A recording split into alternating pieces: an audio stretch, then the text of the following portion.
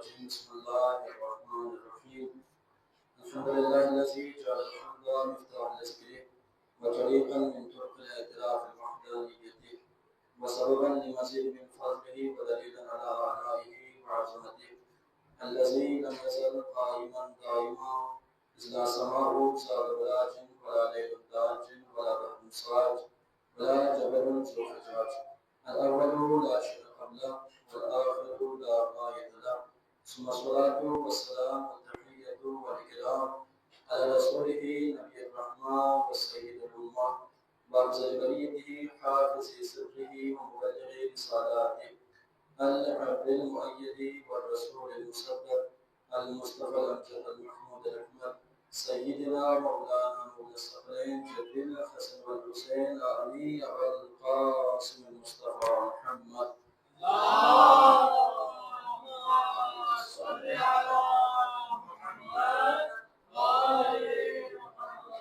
وعلى آل بيته الطيبين الطاهرين المظلومين المنتشرين المنتخبين الغر الميامين سيما بقية الله في الأرضين الروحي وأرضاء العالمين بالتراب مقدم الفداء ولعنة دائمة على أعدائهم ومنكري فضائلهم وغاشري حقوقهم على لقاء يوم الدين.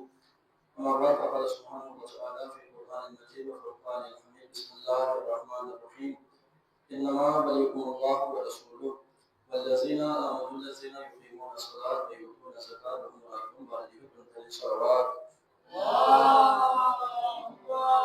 صل على محمد وآل محمد. نشكركم على الله تعالى سيد الشكر وعلى الله والسلام ورجل على الأرض من صدق كنتم معهم فشهد أنكم بارك الله مسلسل أمامي کی خدمت میں ولایت الخدا ولایت رسول ولایت نبی کے حوالے سے مطالب پیش کر رہا ہوں. دیکھیے پہلے بھی بیان کیا گیا کہ آزاداری فقط ایک رسم نہیں بلکہ ایک رزم ہے. جب ہم آزاداری کو رزم سمجھ کر عبادت انجام دیں گے تو دشمن چاہے جتنا بڑا سے بڑا پروپیگنڈا نہ کرے ہمارے بچے ہمارے جوان دشمن کی کسی بھی جال میں نہیں پھنسے. تو ہم بیان کرتے ہیں اس جوان کا اس زادار کا اس مادنی کا مجلس حسین میں بہایا آنسو دشمن کے سامنے اس جوان کا ہتھیار. زمانہ تبدیل ہوا. پہلے زمانے میں جنگیں ہوتی تھی تلوار کے ذریعے سے. اس کے بعد زمانہ تبدیل ہوا, جنگ ہونا شروع ہوئی ہتھیار کے ذریعے سے. لیکن یہ زمانہ اس میں تلوار بھی استعمال نہیں کرتے, اس میں ہتھیار بھی استعمال نہیں کرتے. اس جنگ کو کہتے ہیں سافٹ وار, ہلکا جنگ. دشمن آپ کو قتل ہونے نہیں دیتا لیکن آپ کے گھر میں آ کر آپ کے بیٹے کو آپ کی بیٹی کو تباہ کر رہا ہے. جس کے ذریعے سے ٹیکنالوجی کے ذریعے سے. حضرت محترم اب اس حملے سے اس اٹیک سے ہم اپنے بچے کو اپنی بیٹی کو بہن کو کیسے بچائے؟ حضرت محترم اس بچنے کے لیے مجلس حسین بہترین ذریعہ ہے. جس جوان کو سیرت کربلا معلوم ہو, جس بیٹی کو جس بہن کو حضرت زہرا کی چادر کی اہمیت کا اندازہ ہو, اس بہن کی اس بیٹی کی سر سے بھی چادر کبھی بھی نہیں اترے. حضرت محترم دیکھیے انسان کے پاس جوانی ہمیشہ رہنے والی نہیں, انسان کے پاس زندگی ہمیشہ رہنے والی نہیں. اللہ کے رسول کیا فرماتے ہیں, اغتنم خمس قبل خمس, 5 چیزوں کو 5 چیزوں سے پہلے غنیمت جانو. شبابک قبل حرمک, تم اپنی جوانی کو سمجھو, اس کی قدر کرو. قبل حرمک, بڑھاپا ہونے سے پہلے. اسی لیے فرمایا کہ جوانی کی عبادت کو زیادہ فضیلت حاصل ہے. ایک جوان 2 رکعت نماز پڑھتا ہے, اس کے مقابلے میں ایک بوڑھا انسان وہ 72 رکعت 70 رکعت نماز پڑھتا ہے. فرمایا جوان کی وہ 2 رکعت افضل ہے اس بوڑھے انسان کی 70 رکعت سے. کیوں؟ کیونکہ جوانی میں انسان کے پاس اختیار ہوتا ہے, جوانی میں انسان کے پاس طاقت ہوتی ہے, انسان گناہ کرنا چاہے کر سکتا ہے. لیکن جوانی عالم جوانی میں انسان تمام گناہوں کو بس پش ڈال کر رون کر اللہ کی بارگاہ میں جب کھڑا ہوتا ہے تو تو فرشتے بھی فخر کر رہے ہوتے ہیں۔ اور جوانی ہو، معصوم نے فرمایا کہ جوان کا دل خالی زمین کی طرف ہوتا ہے۔ خالی زمین کیا ہوتا ہے؟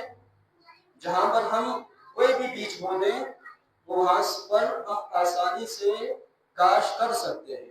معصوم نے فرمایا جوان کا دل اس خالی زمین کی طرح ہے، آپ اس میں جو کچھ ڈالیں گے وہ اس کا اچھا پھل دیں گے۔ اگر ایک جوان غلط گیدری میں بیٹھے گا تو وہ اسی فیلڈ کے حوالے سے معاشرے کے لیے بدتر سے بدتر بنے گا، لیکن اس کی مقابلے میں جوان اگر اچھی گیدری میں بیٹھتا ہے، اچھی سوسائٹی میں بیٹھتا ہے، اچھے لوگوں کے ساتھ بیٹھتا ہے، وہ جوان معاشرے کے لیے بہتر سے بہترین بن سکتا ہے۔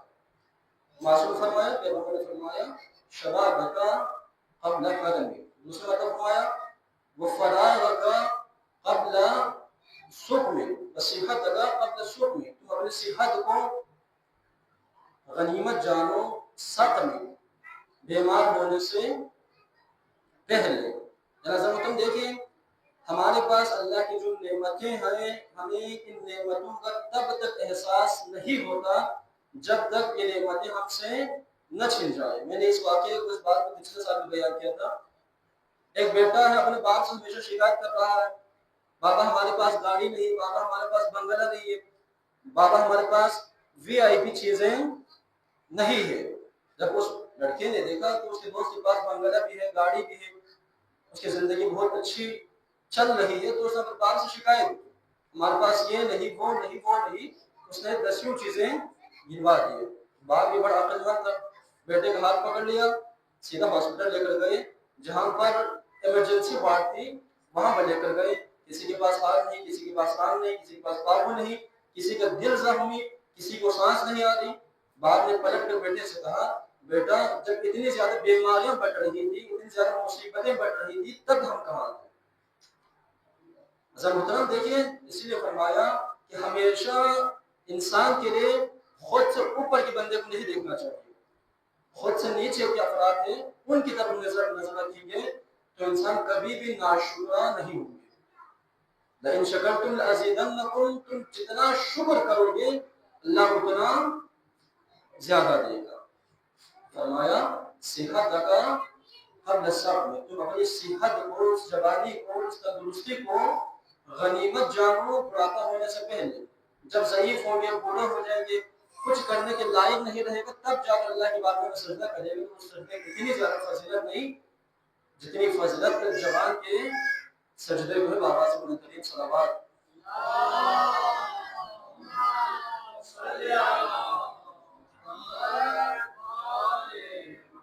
پھر فرمایا غنا کا قبل فقر، تم غنی کو، امیری کو، دولت کو غنیمت جانو قبل فقر، فقری آنے سے پہلے، پیسے ختم ہونے سے پہلے اس پیسے کو، اس مال کو غنیمت جانو۔ دیکھیں حضرت محترم پیسہ کیا ہے؟ جس طرح انسان کے جسم پر میل جمع ہو جاتے ہیں تو وہ کچھ ہی دن بعد، ایک دن بعد، 2 دن بعد جب ہم نہاتے ہیں، جس میں پانی ڈالتے ہیں تو وہ دھل کے ختم ہو جاتا ہے۔ انسان کے پاس جو دولت ہے وہی اس میل کی مانند ہے کہ پیسہ ہمیشہ ہمارے پاس رہنے والا نہیں ہے، مال ختم ہو جائے گا۔ معصوم کے فرمان کے مطابق تم اگر صاحب مال ہونا چاہتے ہو تو سخی بن جاؤ، ہمیشہ سخاوت کرو۔ دیکھیے سخاوت کرنا، سخی ہونا اہل بیت کی زندگی کا حصہ ہے۔ اہل بیت کے گھرانے میں بنو ہاشم میں 3 چیزیں مشہور تھیں۔ اہل بیت بنو ہاشم والے بڑے سخی تھے، بڑے شجاع تھے اور بڑے بہادر تھے۔ اس کے بالکل اپوزٹ میں، برعکس میں، بنو امیہ میں 3 چیزیں تھیں۔ وہ 3 چیزیں کیا تھیں؟ بنو امیہ والے بڑے بزدل تھے، بڑے کنجوس تھے اور بڑے بدصورت تھے۔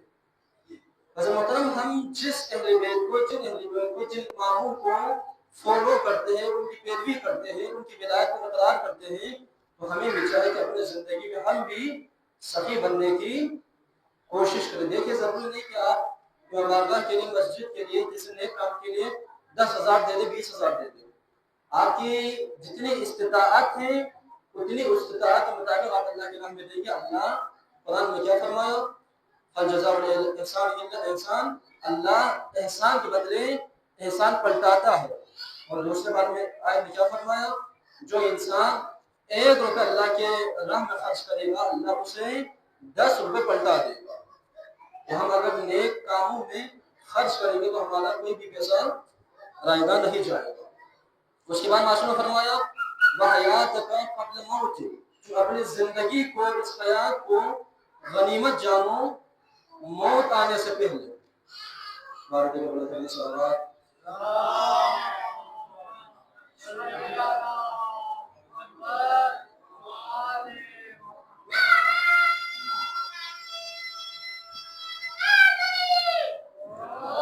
اللہ کے رسول نے فرمایا کہ زندگی کو اس حیات کو غنیمت جانو موت آنے سے پہلے. دیکھیے بروز قیامت بہت سارے انسان اللہ کے بارگاہ میں تمنا کر رہے ہوں گے اے خدا اگر مجھے دوبارہ زندگی مل جاتی تو میں اس طرح اچھے کام کر کے لوگوں کو بتاتا کہ زندگی کیسی ہوتی ہے. لیکن وہ ٹائم گزر چکا ہوگا، انسان کے پاس دوبارہ زندگی آنے والی نہیں ہے. لہٰذا مطلب ہمیں ان چیزوں کی قدر ہونی چاہیے، ہمیں ان چیزوں کی اہمیت کا اندازہ ہونا چاہیے.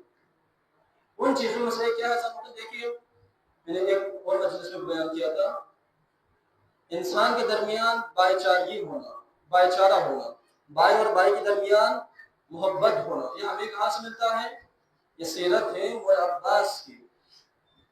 مولا عباس کربلا کے لیے جس نے کتنے سال انتظار کیا؟ بعض روایت کے مطابق 34 سال اور بعض روایت کے مطابق 36 سال حضرت عباس نے کربلا کے لیے انتظار کیا.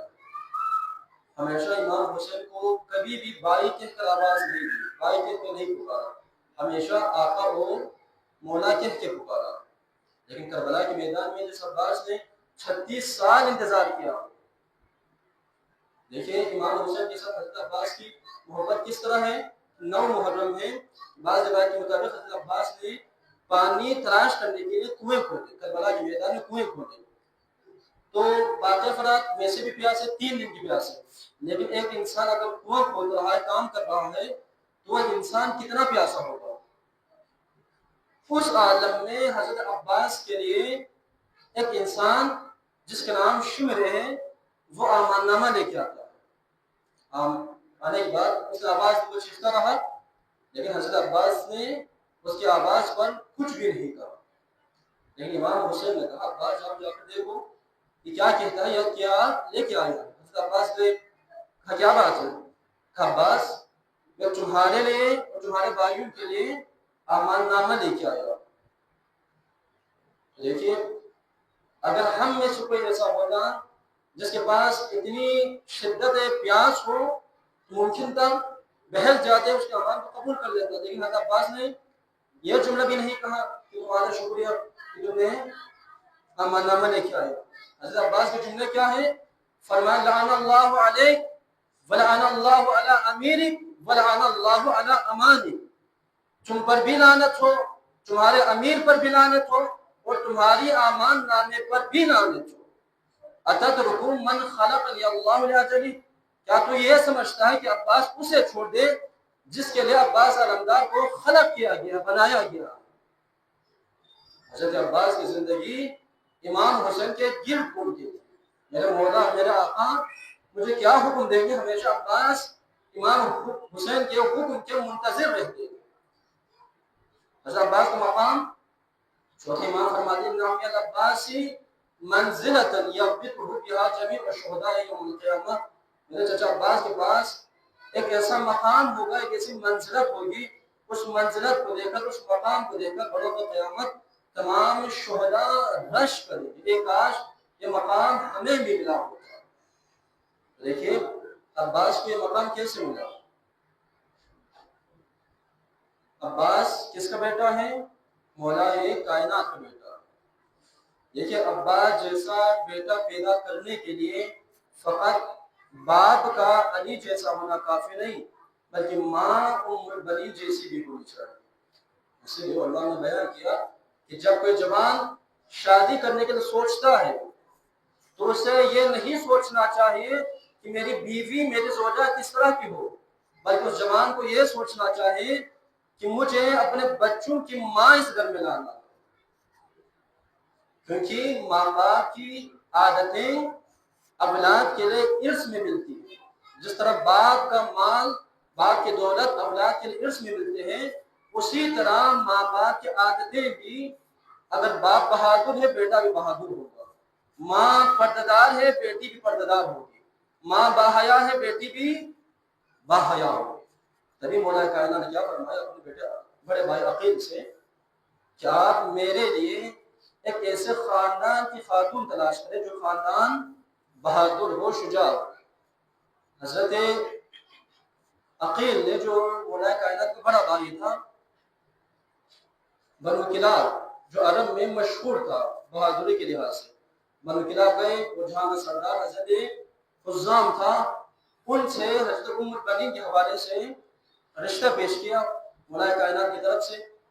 تو حضرت حزام نے کہا میرے تو خوش قسمتی ہے کہ میری بیٹی خاندان نبوت میں، خاندان اہل بیت میں بیاہ کیا جائے، تو اس سے خوش قسمتی، اس سے اچھی بات میرے لیے کیا ہوگی. تو حضرت عقیل نے کہا مجھے میرے مولا کی طرف سے حکم ہے فقط باپ کی رضامندی نہیں بلکہ بیٹی سے بھی، اس خاتون سے بھی ان کی رضامندی بھی معلوم کرے. محترم فقہی مسئلہ بھی یہی ہے، باپ راضی ہو، ماں راضی ہو، پورا خاندان راضی ہو، لیکن اگر وہ بیٹی راضی نہیں تو نکاح کیا ہے؟ باطل ہے. باپ کو بھی ماں کو بھی اولاد کے رشتے کے حوالے سے اتنی زیادہ شدت نہیں ہونی چاہیے. معصوم نے فرمایا کہ میرا کوئی اپنا بیان نہیں ہے، فرماتے ہیں علماء کرام بھی بڑے بڑے جو عرفا ہے علماء بیان کرتے ہیں اگر بیٹا غیرت مند ہو، لڑکی باحیا ہو، تو دونوں کے درمیان رشتہ کر دینا چاہیے. تو مطلب جیسے حضرت عقیل نے یہ کہا، حضرت ام البنین جی جو ماں تھی وہ اپنی بیٹی کے پاس گئی، جانے کے بعد کہا بیٹی آپ کے لیے علی ابن ابی طالب کی طرف سے رشتہ آیا ہے. حضرت ام البنین نے کہا ماں مجھے تو اور کچھ نہیں معلوم، لیکن میں نے کل ایک خواب دیکھا، میرے خواب میں ایک خاتون آئی، وہ خاتون چہرے پر اس کی بڑی نورانیت تھی. آنے کے بعد کہا ام البنین تمہیں مبارک ہو، تم عنقریب میرے عباس کی ماں بننے والی ہو. تم دیکھیے عباس جسے فاطمہ زہرا نے اپنا بیٹا کہا ہے. حضرت ام البنین آئی ہے مولا کائنات کے گھر میں، ام البنین کا بڑھتا ہوا قدم ہے. حسنین نے کہا ماں کہا، حسنین نے فاطمہ کہا. ام البنین کا اصل نام فاطمہ تھا، ام البنین لقب بعد میں مولا کائنات نے لقب دیا ہے. جیسے حسنین نے ماں کہہ کے پکارا آواز دی، ام البنین کے بڑھتے ہوئے قدم رک گئے. شہزادوں مجھے ماں نہ کہنا، اگر مجھے نام کہہ کے پکارا آواز دی تو میں اس گھر میں ام البنین کے قدم آگے نہیں بڑھ پائے گا. اس لیے ام البنین اس گھر میں ماں بن کر نہیں، حسنین کے لیے خادمہ بن کر آئی، خدمت کرنے والی بن کر آئی. ماں کی یہ سیرت ہے، تبھی ابو الفضل عباس نے پوری زندگی میں مولا حسین کو کبھی آقا کہہ کے نہیں پکارا. حضرت عباس دنیا میں آئے، آنے کے بعد ایک مرتبہ مولا کائنات نے عباس کو اپنے گود میں اٹھایا. حضرت عباس نے انگڑائی لی، جیسے انگڑائی لی مولا نے کہا یہ عباس. دیکھیے آپ نے پہلے بھی علماء کرام سے عباس کے اس لفظ کا معنی سنا ہوا، لیکن عربی لغات میں حضرت عباس کے اس لفظ کا ایک اور معنی بیان کیا ہے. فرمایا الاسد والاسد الذی تہرب من الاسود، اسد اس شیر کو کہا جاتا ہے جس سے تمام شیر ڈر جائے. یہ عباس کی مولا عباس کی فضیلت ہے. بارے میں صلوات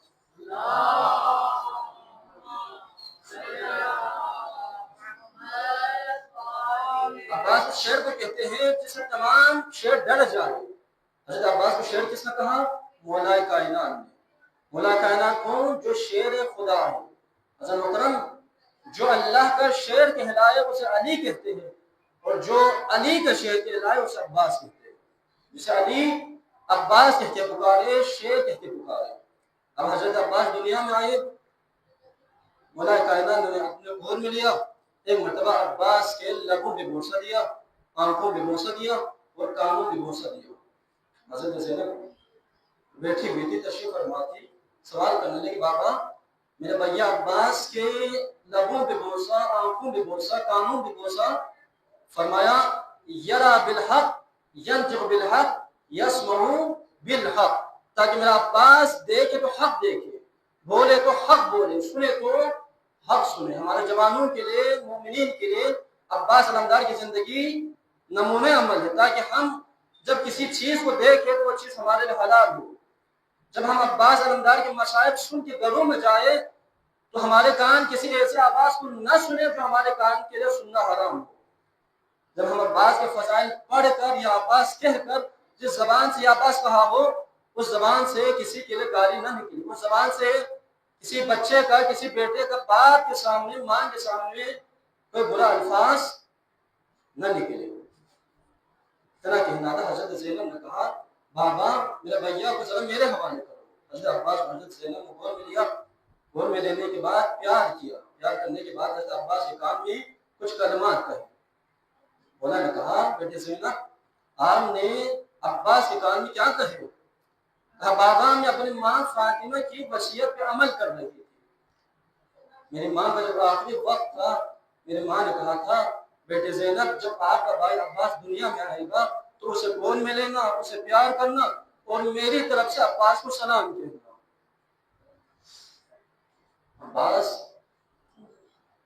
جو ام البنین کا بیٹا ہونے کے باوجود فاطمہ زہرا نے ہمیشہ عباس کو یاد کیا ہے۔ تبھی ایک دن جب مولا کائنات گھر میں آئے، حضرت ام البنین صحن میں پریشان ٹہل رہی ہے۔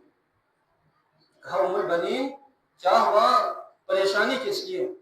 کہا مولا عباس گھر میں موجود نہیں، میں ڈرتی ہوں کوئی حاسد، کوئی دشمن عباس کو نقصان نہ پہنچا دے۔ جب مولا گھر سے نکلے ہیں نا حضرت عباس کو تلاش کرنے کے لیے، تو کہاں گئے؟ سیدہ جنت البقیع گئے، جہاں پر قبر زہرا ہے نا۔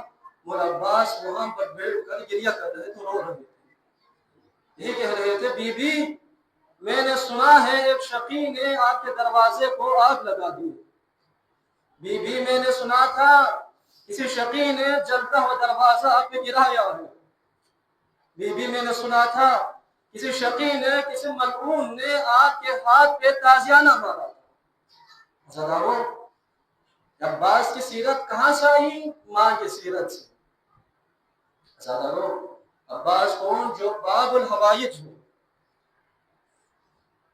جسے باب الحوائج کا لقب ملا ہے۔ کیوں؟ کیونکہ زندگی میں عباس کی اپنی کوئی حاجت پوری نہیں ہوئی۔ عباس کی تمنا تھی کہ میں کربلا میں جنگ کر سکوں، لیکن 36 سال انتظار کرنے کے بعد عباس کو کربلا میں بھی جنگ کی اجازت نہیں ہوئی۔ کربلا کے قریب ایک گاؤں تھا، اس گاؤں کے رسموں میں سے ایک بہترین رسم یہ تھا، اس گاؤں میں جب بھی کسی جوان کی شادی ہوتی تھی تو وہ جوان اپنی دلہن کو، اپنی زوجہ کو گھر لے جانے سے پہلے باوفا مولا عباس کے روزے پر لے کر آتے تھے۔ آنے کے بعد دونوں میاں بیوی عباس کے روزے کا طواف کرتے تھے، کرنے کے بعد دونوں سے عہد وفا کرتے تھے۔ عزیزان محترم ہمارے جوانوں کے جو پیغام ہے کتنا بہترین رسم ہے یہ کہ ہمارے شادیوں پر ڈھول بجنے سے، گانے بجنے سے کتنا بہترین ہے وہاں پر سیرت عباس بیان کی جائے، وہاں پر علی اکبر کا قصیدہ پڑھا جائے۔ لیکن ہم ایک ایسے معاشرے میں رہتے ہیں جس معاشرے میں اہل بیت کا ذکر سننا اور افراد کے لیے تکلیف ہوتی ہے، لیکن اسی معاشرے میں پورا سال رات بھر گانے بجائے جاتے ہیں، ڈھول بجائے جاتے ہیں، لیکن ان افراد کے لیے کوئی تکلیف نہیں ہوتی۔ لیکن جو ہی محرم قریب آتا ہے ان کے لیے اہل بیت کا ذکر، ماتم کرنا یا حسین کہنا یا عباس کہنا کے لیے ناگوار گزرتا ہے۔ حضرت محترم جوان کے لیے پیغام ہے کہ اپنی ہر خوشی میں، زندگی کے ہر عمل میں اہل بیت کو شامل کرے تاکہ اس کی زندگی بھی اہل بیت کے مطابق گزرے۔ اس جوان نے اپنے زوجہ کو اپنے علاقے کے رسم کے مطابق حضرت عباس کے روزے پہ لے کے آ رہا تھا، بیچ میں راستے کے درمیان میں ڈاکوؤں نے حملہ کیا، اس کے بعد جتنا جہیز کا سامان وہ سامان بھی لے کر گیا، ساتھ میں اس لڑکی کو، خاتون کو بھی اپنے ساتھ لے کر گیا۔ جوان آیا مولا عباس کے روزے پر، آنے کے بعد مولا سے فریاد کی، مولا جتنا سامان تھا جتنا مال تھا وہ تو سب لٹا کے لے گیا، لیکن سال میں مولا میری عزت بھی لے کر گیا۔ مولا آپ ہی میری عزت کو بچانے والے۔ کچھ گھنٹے ہوئے تھے، کچھ لمحہ گزرا تھا، ایک مرتبہ حضرت عباس کے روزے کے قریب شور بلند ہوا۔ کیا ہوا؟ جو لڑکی چھوڑ کر لے کر گیا تھی وہ لڑکی واپس آ گئی۔ تمام لوگوں نے اس سے سوال کیا آخر ماجرا کیا ہے، کیا ہوا، کیسے واپس آئی؟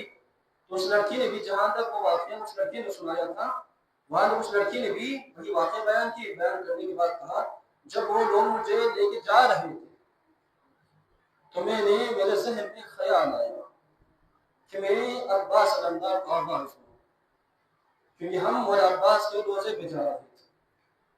تو اس خاتون نے کیا کہہ کے آواز دی؟ کہنے لگی میرے عباس سے یہ کہا اے مولا عباس آپ کو آپ کی بہن زینب کا واسطہ میری عزت محفوظ رکھنا۔ اتنا کہنا تھا، میری آنکھ بند ہوئی، جب دوبارہ آنکھ کھلی میں نے اپنے آپ کو روزے عباس کے سامنے موجود پایا۔ حضرت ابو باب الحوائج ہے نا، مولا عباس کے روزے پر آیت اللہ شیخ جعفر شوستری بیان کرتے ہیں خصائص الموصلیہ میں کہ مولا عباس کے روزے پر ایک 13-14 سالہ جوان ہے، بیٹا ہے، وہ اپنی ماں کو اسٹریچر پر لے کر آیا۔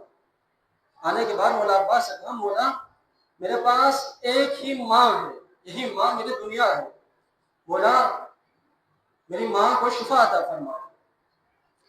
شیخ جعفر شوستری نے آگے گئے، مریضہ کو دیکھا، اس خاتون کو دیکھا، اس بیٹے سے کہا بیٹا آپ کی ماں کی حالت صحیح نہیں ہے، بہتر ہوگا کہ آپ جا کر غسل و کفن کا بندوبست کریں۔ شیخ جعفر شوستری پر بیان کرتے اس جوان نے مجھے دیکھا، کہنے لگا شیخ تم اپنے آپ کو عالم کہتے ہو، تمہارے سر پر امامہ ہے، عباس کا در ایسا در ہے یہاں سے غیر آ کے لے کر جاتا ہے، میں تو پھر بھی میرے مولا کا ماننے والا ہوں۔ میں نے کہا ٹھیک ہے جوان تم جانے تمہارے مولا جانے۔ کہ واپس آئے، آنے کے بعد کتاب کھول دعائیں پڑھنے لگا، عبادت کرنے لگا۔ اتنے میں اس جوان نے ایسی گستاخی کی میرا بدن لرز گیا، کہنے لگا مولا عباس میں کب سے دعائیں مانگ رہا ہوں، کب سے پکار رہا ہوں، اگر میری ماں کو شفا نہ ملی تو میں نجف چلا جاؤں گا، آپ کے بابا علی سے آپ کی شکایت کروں گا۔ کچھ ہی دیر بعد فخر زبان نے کہا نہیں بلکہ مولا عباس کے روزے سے باہر نکل گئے اور چلا گئے۔ کچھ ہی دیر بعد جو خاتون اسٹیچر پر لیٹی ہوئی تھی وہ صحیح ہو کر اٹھ کھڑی ہوئی، اتنے میں وہ بچہ بھی واپس آیا، بیٹے نے ماں کا ہاتھ پکڑ لیا اور ماں نے بیٹے کا ہاتھ پکڑ لیا، مولا عباس کے روزے پر طواف کرنے لگے۔ میں آگے بڑھا، جوان آخر شفا ملی تو کیسے ملی؟ کہا شیخ آپ خود ہی کہہ رہے تھے نا میری ماں کی طبیعت صحیح نہیں، جا کر غسل و کفن کا بندوبست کرو، میں نے عباس سے شفا لے لی۔ کہا کیسے ملی؟ میں نے جب مولا عباس یہ کہہ کر گیا تھا نا مولا اگر آپ نے شفا عطا نہ کی میں آپ کے بابا علی سے شکایت کروں گا۔ میں جیسے ہی کربلا سے باہر نکلا تھا راستے میں تھا ایک گھڑسوار آیا، آنے کے بعد مجھ سے سوال کیا کہاں جا رہے ہو؟ میں نے کہا عباس کی شکایت ان کے بابا علی کی بارگاہ میں کرنے جا رہا ہوں۔ ہم مالک ہے اچھا نہیں ہے نوکر مالک کے حوالے سے شکایت کرے۔ میں نے کہا نہیں میں کب سے مانگ رہا ہوں دعا کر رہا ہوں میری ماں کو شفا نہیں مل رہی، مجھے علی کی بارگاہ میں جا کر مولا کی بارگاہ میں جا کر شکایت کرنی ہے۔ کہا تو واپس چلا جا۔ کہا نہیں مجھے نجف جانا ہے۔ کہا میں کہہ رہا ہوں تمہاری ماں کو شفا مل چکی ہے تو واپس چلا جا۔ جوان نے کہا کہ آپ کے کہنے سے میں چلا جاؤں، اگر میں وہاں چلا جاؤں اور میری ماں کو شفا نہ ملی ہو تو پھر میں دوبارہ یہاں پر آؤں۔ اس گھڑسوار نے کہا واپس چلا جا، اگر تمہاری ماں کو شفا نہ ملی ہو تو میں اپنے گھوڑے پر تمہیں بٹھا کر نجف اشرف پہنچا دوں گا۔ میں نے کہا اے گھڑسوار اگر ایسا ہے تو مجھے بھی اس گھوڑے پر کربلا پہنچا دے۔ اب اس گھوڑے کا قد بھی بلند تھا، میں نے کہا ذرا اپنے ہاتھوں کا سہارا دو مجھے گھوڑے پہ بلاؤ۔ اس گھڑسوار نے کہا جوان اگر میرے ہاتھ پر میرے بدن پر ہاتھ ہوتے تو مجھے تجھے میں اپنے ہاتھوں کا سہارا دے دے۔ عزادارو، عباس بابا کی مجلس میں بیٹھے ہیں ہم، یقیناً کسی کی کوئی حاجت رد نہیں ہوگی بارگاہ خدا میں۔ حضرت محترم ابو الفضل عباس باوفا ہے، اطاعت گزار ہے، وقت کے امام یہ مولا کی تمام کامیابیاں، تمام فضیلتیں عباس علمدار کی ایک کامیابی میں پنہاں ہے، پوشیدہ ہے۔ وہ کیا ہے؟ مولا عباس وقت کے امام کی معرفت رکھتا تھا، وقت کے امام کو جانتا تھا، پہچانتا تھا۔ جب مولا حسین عباس کو اپنے لشکر کا علمدار بنایا ہے۔ دیکھیے، علمدار بننے کے لیے دو خصوصیتیں ہونی چاہیے۔ پہلی خصوصیت، تمام لشکریوں سے سب سے زیادہ بہادر و شجاع ہو۔ دوسری خصوصیت، تمام لشکریوں سے صاحب علم، زیادہ علم رکھتا ہو۔ عباس علمدار کی شجاعت یہ ہے، صفین کے میدان میں لاکھوں کے لشکر کو عباس علمدار نے اپنے آنکھوں سے سنبھالا ہوا تھا۔ اور عباس علمدار کا علم یہ ہے کہ عباس امام شناس ہے، معرفت امام رکھتا ہے۔ عباس کا بچپنا ہے، مولا عباس کا بچپنا ہے۔ مولا علی کے دور میں مولا نے کہا عباس کہو اے، تھا اے، عباس کہو دو، مولا عباس خاموش ہے۔ مولا نے دوبارہ کہا عباس کہو دو، کہا بابا مجھے شرم آتی ہے، جس زبان سے ایک کہا ہوں اس زبان سے میں دو کس طرح کہوں۔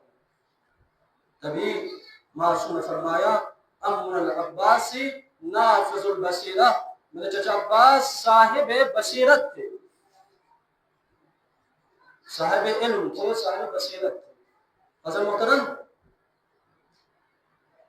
میں نے پہلے بھی بیان کیا، حضرت عباس کون ہیں؟ جسے امام حسین کے جنازے پر بھی تلوار چلانے کی اجازت نہیں ملی تھی۔ جب امام حسن کے لاشے پر تیلوں کی بارش ہوئی، پھر مرتبہ حضرت زینب ام کلثوم ایک تیر نکالتی جاتی تھی، یہی کہتی جاتی تھی انا للہ و انا الیہ راجعون۔ عباس نے تلوار کھینچی، مولا حسین نے کہا عباس ابھی نہیں، کربلا میں۔ مدینے میں جب ملعون نے عباس امام حسین سے بیعت کا مطالبہ کیا، اس نے مولا کے سامنے اپنی آواز کو بلند کی، عباس علمدار نے پھر تلوار کھینچی، امام حسین نے کہا عباس ابھی نہیں، کربلا میں۔ انہوں نے راستے میں امام حسین کا راستہ روکا، مولا جس سواری پر سوار تھے اس کے لجا میں فرش پہ ہاتھ ڈالا، عباس نے پھر تلوار کھینچی، غریب زہرا نے کہا عباس ابھی نہیں، کربلا میں۔ عزاداروں، ایک مرتبہ 2 محرم کو امام حسین دکھا تھا، جب زمین کو خرید لیا کربلا کی، اس کے بعد عباس کا عباس خیموں کو نصب کر، حضرت عباس نے خیمے نصب کر دیے نہر فرات کے کنارے۔ ایک مرتبہ 4 محرم کو شمر رحیم 2000 لشکر کے ساتھ کربلا میں آمد، یہاں کربلا میں آیا، آنے کے بعد اس نے کہا کہ دریا کے کنارے جتنے خیمے لگے ہوئے سب کو ہٹا دو۔ حضرت عباس نے خط کھینچنے کے بعد کہا کسی کے اندر اتنی ہمت ہے خیموں کو ہٹا کے دکھاؤ۔ اب حضرت عباس انتظار کر رہے تھے کوئی خط فلاں کے آ جائے اگر کسی میں ہمت ہے۔ امام حسین نے حضرت عباس کے تیور دیکھے، اس خیمے میں چلے گئے جس خیمے میں حضرت زینب تھی۔ کہنے لگے بہن زینب آج عباس کے تیور بہت بدلے ہوئے، بہن زینب میں چاہتا ہوں دریا کے کنارے سے خیمے ہٹا دیا جائے۔ کہا بھیا حسین تو پھر آپ عباس سے کیوں نہیں کہتے؟ کہا بہن زینب بھیا حسن کے جنازے پر عباس نے تلوار کھینچی، میں نے کہا عباس ابھی نہیں، کربلا میں۔ بہن زینب مدینے میں عباس نے تلوار کھینچی، میں نے عباس سے کہا عباس ابھی نہیں، کربلا میں۔ انہوں نے جب راستہ روکا عباس نے تلوار کھینچی، میں نے کہا عباس ابھی نہیں، کربلا میں۔ بہن زینب ابھی تو ہم کربلا میں پہنچے ہیں، اب میں عباس سے کس طرح کہوں عباس ابھی نہیں؟ حضرت زینب نے حضرت فضا کو بھیجا، کہنے لگے عباس آپ کو آقا زادی بلا رہی ہے۔ کہا اما فضا शहजादी से कहे, आकाजादी से कहे, मैं कुछ ही देर बाद खुशखबरी लेके आ रहा हूँ।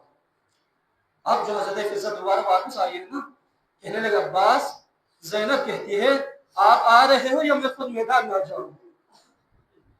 हजरत अब्बास पहुंचे हैं, हजरत ज़ैनब के खेमे में पहुंचे, बाहर खड़े रहे। हजरत ज़ैनब कहा भाई अब्बास बैठ जाओ। हजरत अब्बास बहादुर होकर बैठ गए।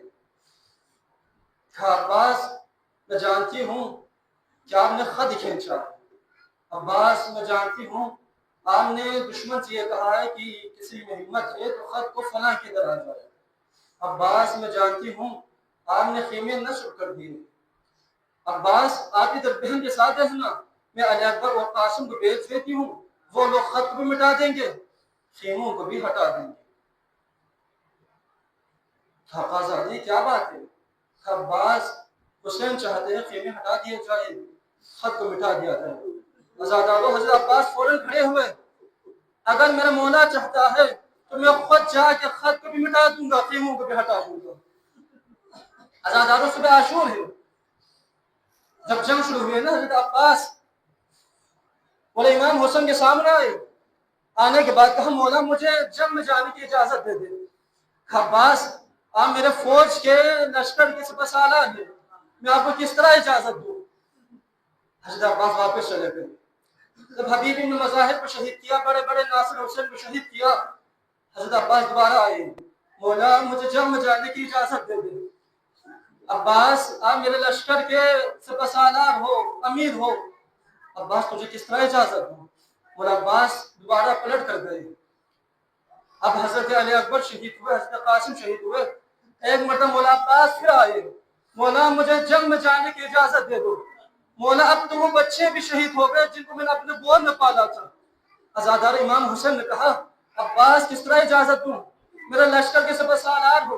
आजादार इतना कहना था, अल्लामा मजलिसी लिखते हैं यमीन व यसारा, अब्बास ने दाएं बाएं देखा, कहा मौला वो लश्कर कहाँ जिसका मैं सिपहसालार हूँ। हज़ारों हजरत अब्बास उस खीमे के बाहर जाकर तलवार टेक लगाकर खड़े हो गए जिस खीमे में मशकीज़ों को पानी भरकर उसमें रखा जाता था। उस खीमे से एक छोटी सी बच्ची आई, एक छोटा सा खाली मशकीज़ा लेकर आई, कहने लगे चाचा अब्बास बड़ी प्यासी हूँ, पानी की सबील कीजिए। चाचा अब्बास तमाम बच्चे बड़े प्यासे हैं, चाचा हमारे लिए पानी लेकर आ जाइए। अब्बास ने कहा सकीना मेरे साथ आपके बाबा हुसैन की बारगाह में चलो। अज़ादारों हज़रत अब्बास ने हज़रत सकीना को लेकर आया है। मेरा दिल कहता है हज़रत अब्बास ने मौला हुसैन से ही कहा होगा आका मौला अब आप मुझे रोक नहीं सकते, मैं सकीना को लेकर आया हूँ। मौला हुसैन ने कहा अब्बास जाओ पानी लेकर आ जाओ। लेकिन अब्बास मैदान में जाने से पहले एक मरतबा ज़ैनब से मिलकर जाना। आज़ादारों हज़रत अब्बास उस खीमे के बाहर आए जिस खीमे में हज़रत ज़ैनब थी। खीमे के अंदर नहीं गए, बाहर से कहा बीबी अलविदा, बीबी खुदा हाफिज। आज़ादारों हज़रत ज़ैनब ने कहा अब्बास जरा अंदर आओ। हज़रत अब्बास अंदर आए। हज़रत अब्बास बड़े कतावर थे, हज़रत अब्बास बैठ गए। एक मरतबा हज़रत ज़ैनब ने हज़रत अब्बास के बाहू में गले में हाथ डाल दिए, कहने लगे अब्बास जब मैं पहली दफा कूफा आई थी ना तो बाबा अली ने कहा था बेटी ज़ैनब इस बार तो शहजादी बनकर आई है लेकिन एक दफा यही कूफा होगा, इस कूफे में कैदी बनकर लाया जाओगे। तो भाई अब्बास ने सोचा करती थी जिस ज़ैनब का अब्बास जैसा भाई हो उस ज़ैनब को कौन कैदी बना लेगा। लेकिन अब्बास आज जैसे आपने कहा ना खुदा हाफिज, ज़ैनब को यकीन हो गया वो दिन बहुत करीब आ गए हैं। आज रोने में शर्मिंदगी महसूस मत कीजिएगा, आज रोने में कोई बुखल मत कीजिएगा। आज़ादारों जिस ज़ैनब को अब्बास में नाज था ना, एक मतलब जैसे अब्बास खेमे के बाहर गए हैं ना, ज़ैनब ने तमाम बीवियों को बैठा दिया, कहने लगे बीवियां मैं उस जमानत को उठा लेती हूँ, तुम्हारे पर्दे की जमानत को उठा लेती हूँ।